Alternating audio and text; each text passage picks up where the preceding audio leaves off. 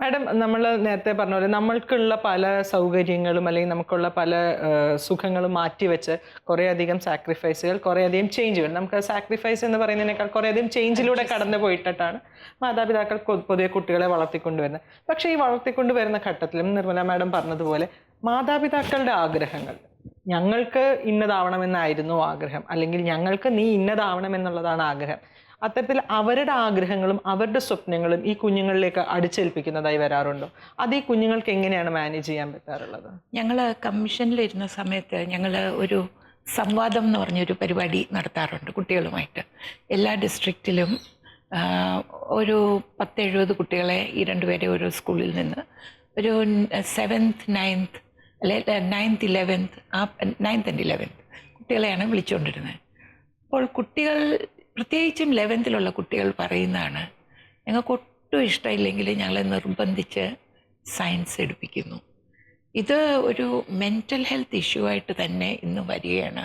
കാരണം മിക്ക കുട്ടികൾക്കും അവർക്ക് വേറെ എന്തൊക്കെയോ ആഗ്രഹങ്ങളൊക്കെ ഉണ്ട്.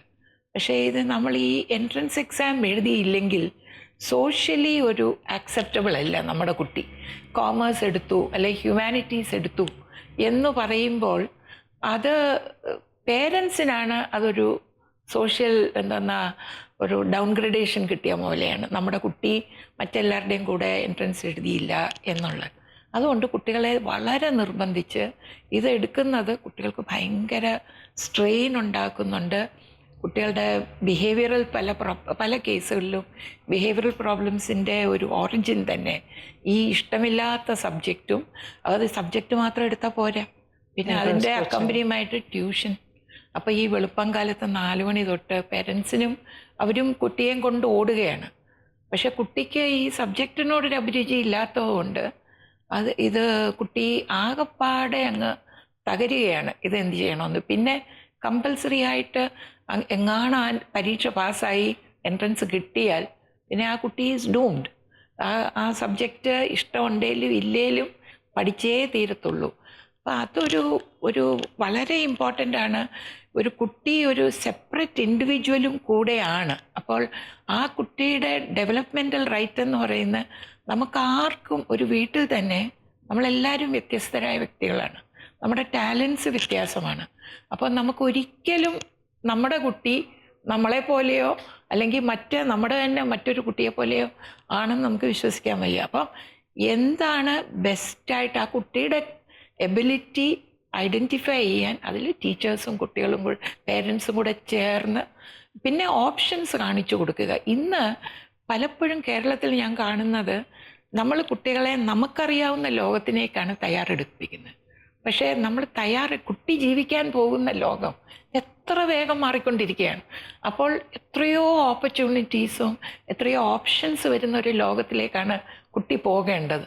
അപ്പം എന്തുകൊണ്ട് നമ്മൾ കുട്ടികളെ നമ്മുടെ ലോകത്തിലെ ഓപ്ഷൻസിൽ അമർത്തി വെക്കുന്നു?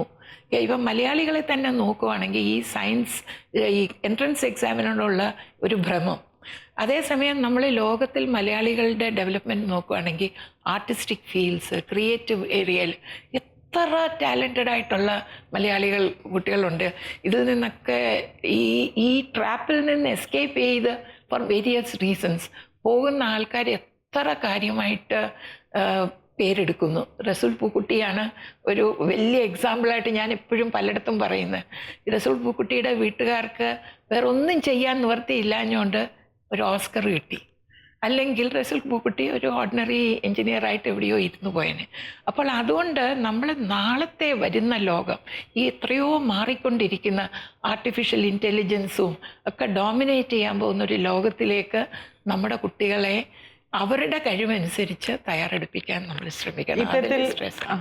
ഇത്തരത്തിൽ കുട്ടി ഏത് കോഴ്സ് തിരഞ്ഞെടുക്കണം അല്ലെങ്കിൽ ഏത് സ്കൂളിൽ പഠിക്കണം എന്നുള്ള തീരുമാനങ്ങൾ എടുക്കുമ്പോൾ അതിലൊരു അമ്മയ്ക്ക് എത്രത്തോളം പങ്കുവഹിക്കാൻ സാധിക്കുന്നുണ്ട്? റിയാലിറ്റിയിൽ നിന്ന് നമ്മൾ ചിന്തിക്കുകയാണെങ്കിൽ നമ്മൾ ഈ പറഞ്ഞ പോലെ പല തട്ടിൽ നിൽക്കുന്ന, പല സോഷ്യോ എക്കണോമിക് ക്ലാസ്സിൽ നിൽക്കുന്ന അമ്മമാരുണ്ട്. പക്ഷെ തീരുമാനങ്ങൾ എടുക്കുന്ന ഒരു അവസരം വരുമ്പോൾ, പ്രത്യേകിച്ചും വിദ്യാഭ്യാസ കാര്യങ്ങൾ, അത്തരത്തിലുള്ള തീരുമാനങ്ങൾ എടുക്കുമ്പോഴത്തേക്കും എത്രത്തോളം ഒരു അമ്മയ്ക്ക് അതിലൊരു പങ്കാളിത്തം വഹിക്കാൻ സാധിക്കുന്നുണ്ട്? അത് ലിമിറ്റഡ് ആണ്. ഞാനത് പറയാൻ കാരണം, ഈയിടയ്ക്ക് ഞാനൊരു TV പ്രോഗ്രാം BBC കണ്ടുകൊണ്ടിരിക്കുകയാണ്. അപ്പോൾ അവിടെ ഞാൻ കണ്ടപ്പോൾ ഒരു കാര്യം മനസ്സിലായി. 2-3 ജേർണലിസ്റ്റ് തമ്മിൽ ചർച്ച ചെയ്യുകയാണ്. ഓരോ ഇലക്ട്രോണിക് ടോയും മേടിച്ച് കുട്ടിക്ക് കൊടുക്കുമ്പോൾ അവർ പറഞ്ഞു അവർ വെബ്സൈറ്റിൽ പോയിട്ട് റേറ്റിങ്ങും ഏത് ഏജ് ഗ്രൂപ്പിനാണ്, ഇതൊക്കെ വെബ്സൈറ്റ്സിൽ അവൈലബിൾ ആണ്. അപ്പോൾ അതൊക്കെ കൺസിഡർ ചെയ്താണ് അവരൊക്കെ കുട്ടികൾക്ക് ഓരോ സാധനങ്ങളൊക്കെ മേടിച്ചു കൊടുക്കുന്നത്. ഇന്ന് നമ്മുടെ സമൂഹത്തിൽ നമ്മുടെ ഇലക്ട്രോണിക് ഗുഡ്സൊക്കെ അവൈലബിൾ ആണ്. എത്ര അമ്മമാർക്കും അച്ഛന്മാർക്കും ഈ ഇങ്ങനത്തെ കാര്യം ഏജ് അപ്രോപ്രിയേറ്റ് ആയിട്ടുള്ള ഡിസിഷൻസ് എടുക്കാൻ കണ്ടന്റ് ആണോ മേടിച്ചു കൊടുക്കണോ അതൊന്നും നോക്കാതെയാണ് ആരെങ്കിലും മേടിക്കുന്നത്, അത് അനുകരിച്ച് നമ്മൾ മേടിച്ചു കൊടുക്കുന്നത്.